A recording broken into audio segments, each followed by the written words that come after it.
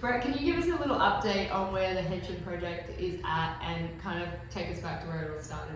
Yeah, sure can, Chess, thank you. So, we thought it would be a good idea at this point in time to just draw a line in the sand and go, okay, we've been talking about Henshin and business transformation, and sometimes because this takes a while, it can feel like nothing's happening. So that's the purpose of what we're trying to communicate today. So this all started back in 2021. We wrote a strategic plan, a group of us in the business, and that business plan, that strategic plan was to run through till the end of next year or the end of 2025.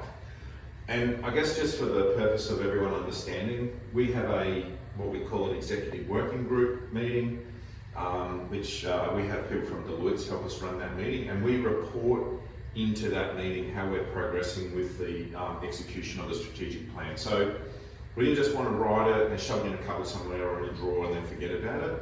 We write it, we report to that group, so we're held to account to make sure that we actually do what we said we're going to do.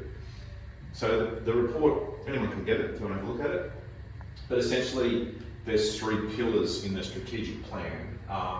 One is around sustainable volume, one's around customer experience excellence, and the other is around the development of human capital.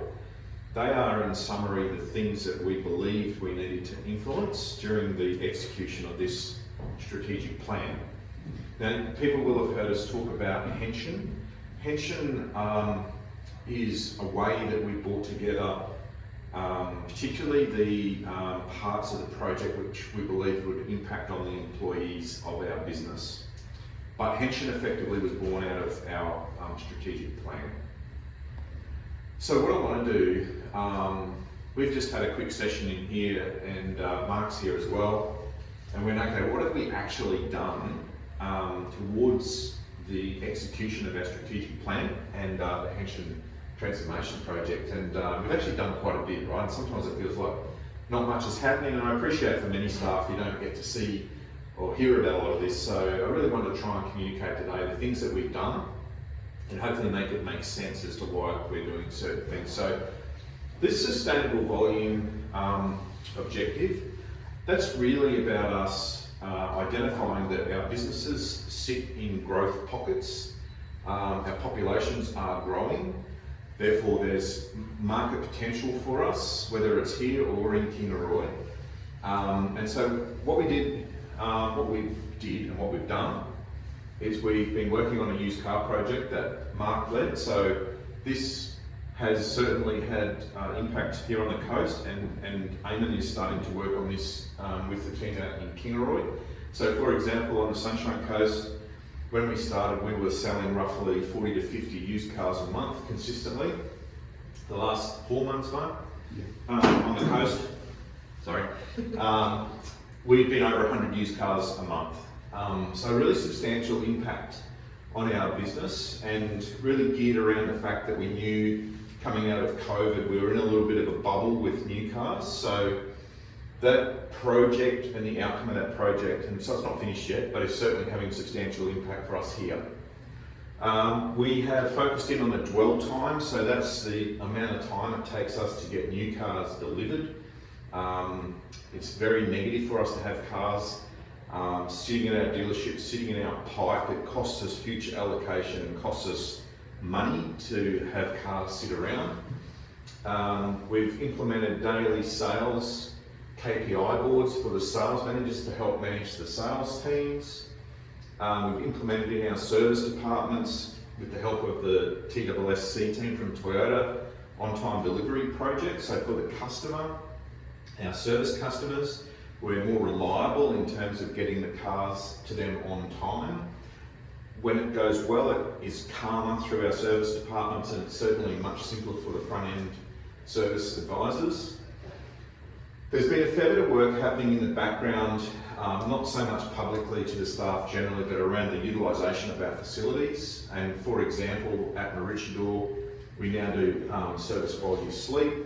This means that our service workshop kind of doesn't make sense to have a service workshop only used for 8 hours of the day and empty for the rest. So we've started doing after-hours servicing at Maroochydore. I'll pop down to this one. We've also got group optimisation, which is a project that Eamon's particularly involved in. That one's about, we now have centralised payroll. Some of the back-end accounting functions are done centrally. We'll continue to work here. This is about us taking parts of the business between the sites and saying what is it that we don't need necessarily to duplicate. Can we do this together?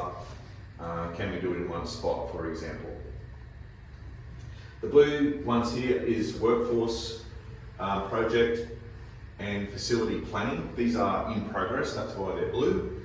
Workforce is a very significant part of the Henshin project. In fact, it's the most significant part of the Henshin project. Workforce is about building flexibility into our workforce and also being able to offer good job roles with some flexibility. We are significantly advanced in terms of that impact in our front end of our business, so in the sales part of our business.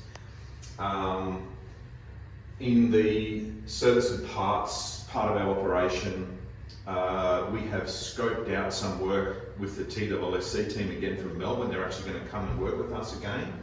And one of the elements of the scope is how we actually work on cars through our workshop and how that affects the job roles actually in the business itself. So that work is yet to be done, but everyone can feel confident it's either underway or it's well and truly committed to in terms of us resourcing it.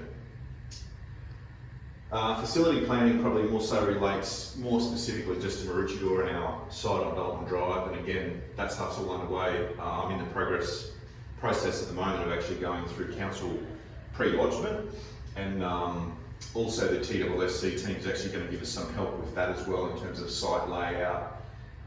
So probably just a bit early for me to talk too much about that one, but I will.